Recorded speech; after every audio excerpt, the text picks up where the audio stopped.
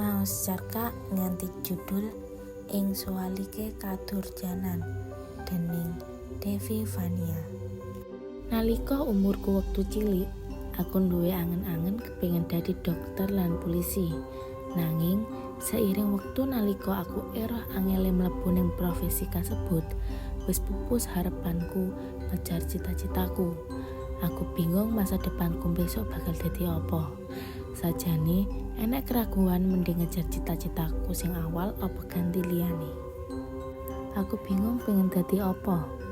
Dadi sak senengmu wae, penting uripe penak. Omonganku karo mbahku nalika aku bingung pikiranku dhewe. Pikiranku semrawut, wedi, bingung wis dadi siji nang jero utekku. Waktu demi waktu gumanti, dina demi dina aku lewati. Saiki aku wis ngidak bangku SMA. Maneh lan maneh aku wedi. Apa aku bisa ngadepi tantangan-tantangan Indonya SMA kanggo bisa lanjut ing perguruan dhuwur utawa kuliah. Nalika wis neruske dina hariku ing SMA, pikiranku ngenani cita-cita lan kegelisahan sanalika ilang. Aku nikmati kauripan donya SMA, nyenengake banget lan seru banget. Wayah kelas 11, aku wis dibimbing ngenani kuliah lan aku dhewe wis ngupadi informasi gawe aku lanjut ing perguruan dhuwur. Cita-citaku kang biyene kepengin dadi dokter lan polisi wis ilang. Saiki aku pengen duwe pendidikan kang luwih dhuwur lan pengen dadi wadon kang nyambut gawe ing perkantoran. Lan ikilah masa awu petak kang pungkasan lan medeni. Kelas 12 kang tembunge ora genep tekan 12 ulan lan masa kang kudu dikebagi karo kenangan-kenangan endah amarga masa ikulah kang ora bisa awake dhewe baleni maneh. Wis aku lewati pirang-pirang ulan senadyan disambut karo guyu lan tangisan. Lan iki wayah ing ngendi woro-woro eligible dibageni. Alhamdulillah aku kalebu. Langsung aku dituntun daftar. Wayah woro-woro aku wis wedi.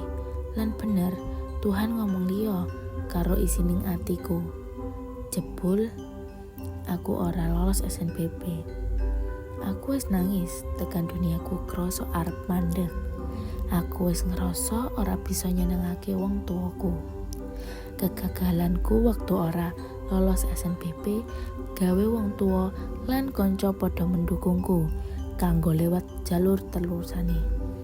Saka sengkuyungan iku, aku wiwit eling yen aku ora bisa nangis-nangisan terus. Aku kudu bisa lulus perguruan dhuwur lewat jalur siji. Dino demi dino, aku lewati karo sinau lan sinau. Tenane kengselake nanging kepriye maneh iki wis tanggung jawabku.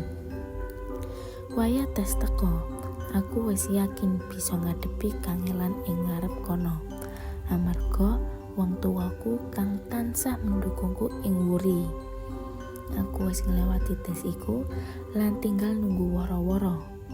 Waktu wayah teko maneh lan maneh aku wedi karo kegagalan iku. Wong tuaku ngeyakinake aku menawa aku bisa golekake hasil paling apik. Lan bener, pungkasane keraguanku ilang digantekake karo seneng. Aku lolos. Aku lan wong tuaku seneng lan ora lali karo tangisan harune. Aku bisa nglewati kegagalan kang ngereni iku. Pancen bener menawa awake dhewe ngupakara karo seapik mungkin, apa kang awake dhewe ragukan bisa awake dhewe ngolehake karo kasil kang maramake. Ora lali karo donga marang Gusti Allah, tur donga lan sengkuyungan saka wong tuwa lan wong-wong ing wataraning awake dhewe.